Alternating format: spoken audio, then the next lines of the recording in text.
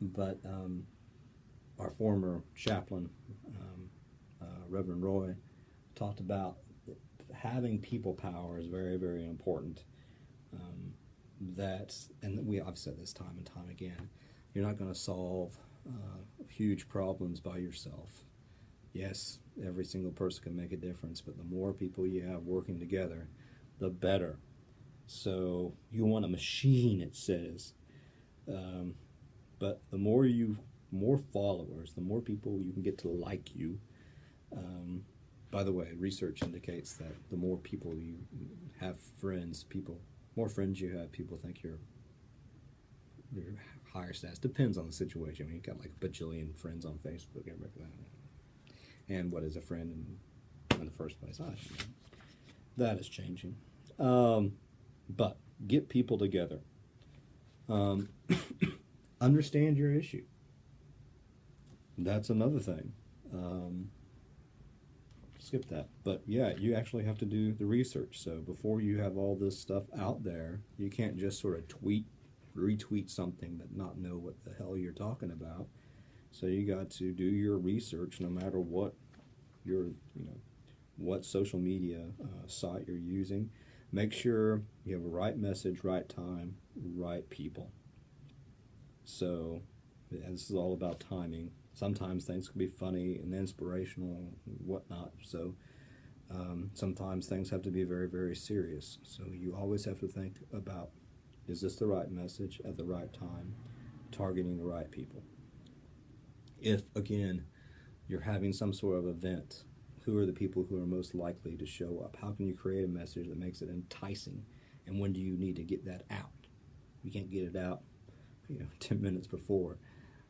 You're not going to have a lot of folks show up. And obviously just the right message. So that goes back to the rhetorical package, rhetorical strategies, it goes back to stories. You want to vividly show some things. You might tell them a story that vividly shows how your group organization made a difference in somebody's life or solving a serious political problem. Yeah.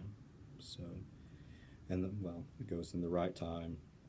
You must feel the urgency of the moment, they say. Don't overdo it because it can backfire. Don't be too fanatical, and I agree with that. You don't go crazy. But you need to make sure that when something, for instance, big news comes out, breaking news, even though there's breaking news, like they create breaking news, it really isn't breaking news just to have breaking news. But, you gotta strike when the iron is hot, right? So get your message out. If there's some big thing that happens that's related to your situation, some sort of, for instance, for those who are interested in the prison industrial complex, as soon as Attorney General Sessions came out rolling back a lot of the Obama changes, that was an urgent time to get ideas out about the prison industrial complex. And then the right people. You should rarely hit the send all option. Yeah, everything should be targeted to who is really going to help you make the difference. But it's all going back to who's your audience. So again, it's all about the rhetorical package and thinking very strategically about all of that. It goes on, and I'll let you read the rest of the part, about developing social media content. I mean, obviously, you want to be engaging, conversational questions, as if it's a first date and you're trying to gain the person's attention and interest.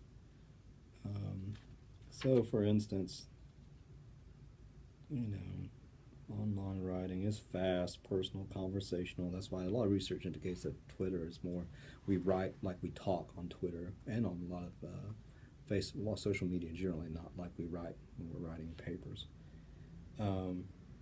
I always, you have to be catchy. That's why a lot of online newspapers have, silly little sound bites and headlines that are silly and stupid. But you want to engage people. I always think, again, something sort of funny if it, it can be funny, can bring people in. But be conversational, provide the facts, get information. Top 10 reasons to go vegan, top 10 reasons to boycott Shell Oil, top 10 reasons not to eat at McDonald's. I'm not McLovin' it. State the relevance of why what you're doing is important. Be brief. Be brief. This is so important. Social media, people have short attention spans. You can't get to your point, and be social. Always. This is one of the things sometimes people criticize me for this, but always respond. Always follow up. People like to feel important, and if you ignore them, if you don't create this constant conversation with them, I just think that's not very cool. Then it talks about growing your activist network, and this is actually some really, really good stuff. Peer-to-peer, I like the little thing on 167, peer-to-peer connections are essential for spreading your message of social change, because, again, you want things to go viral.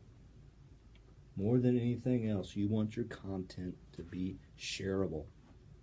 Whether it's a video, whether it's an image, your goal in part in all this stuff when you're designing stuff and trying to grow stuff, it's like, hey, I want to have something that's sort of catchy, that somebody else, oh, that's so cool, and share it. Find your messengers. A small number of people are usually responsible for spreading the content. Find out how those people are, who are the good people. Most people want to look good, and for many folks, it's about being smart, funny, or the first one to post something. As with any favor, make sure to thank them for sharing their message. Whatever. But, there are certain people that are good at constantly sort of sending stuff that other people are going to pay attention to. And who are those messengers?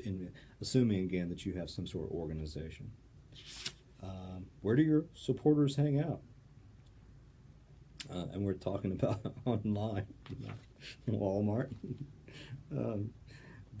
So, if most, for instance, if you're trying to reach a bunch of young people,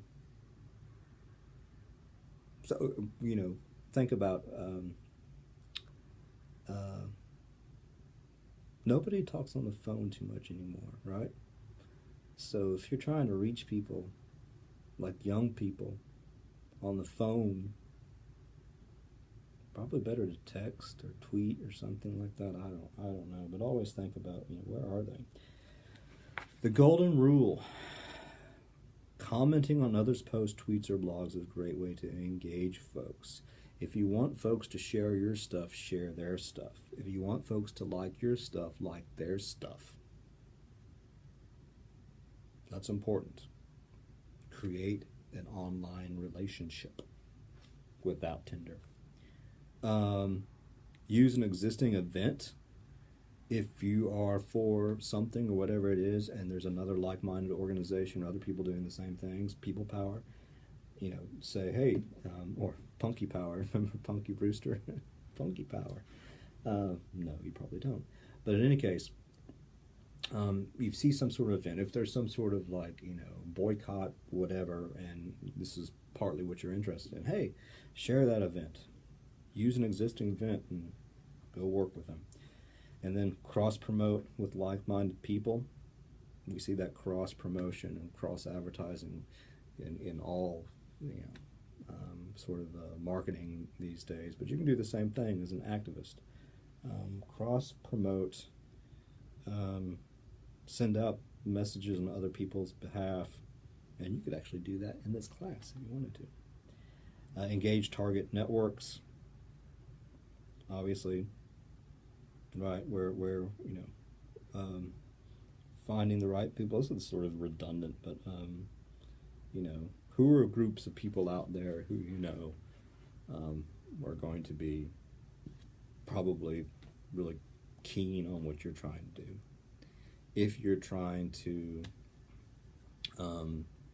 reduce the number of animals in shelters, there's tons of organizations out there that have generally the same sort of ethos, try to target them.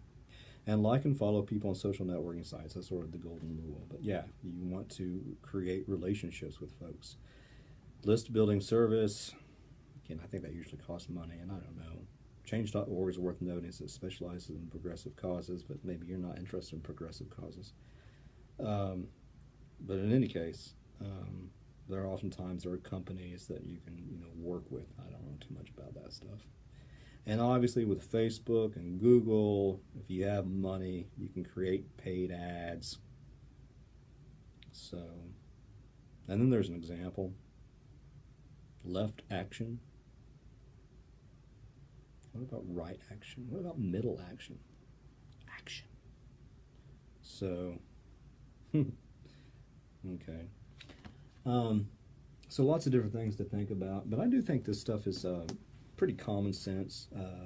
Some of it's common sense, but a lot of it's really sort of practical and useful, and not sort of common sense, like the whole don't use Twitter a whole lot to announce things. Instead, retweet and then go forge a relationship with somebody on Twitter, retweet their stuff, and maybe they'll retweet your stuff, and then everything will be magical. But I do think all this stuff is going to be very, very helpful for your plan, particularly when you are doing the social media stuff. But remember, as a repetition here, you've got 4 avenues of advocacy that you're planning for. You got the oral stuff, which is your YouTube speech. You've got the written stuff, which is your letter to the editor. You got your social media, which is sort of all the stuff we've been talking about, or ideas there, though we're still utilizing the rhetorical package there. And then we got the body rhetoric, which again is things that we've been talking about previously with, perhaps creating a conference or getting an organization together, or just as simple as, T-shirts or whatever. Please let me know how I can help, and enjoy the rest of your day. And I will see you out there online, or you will see me.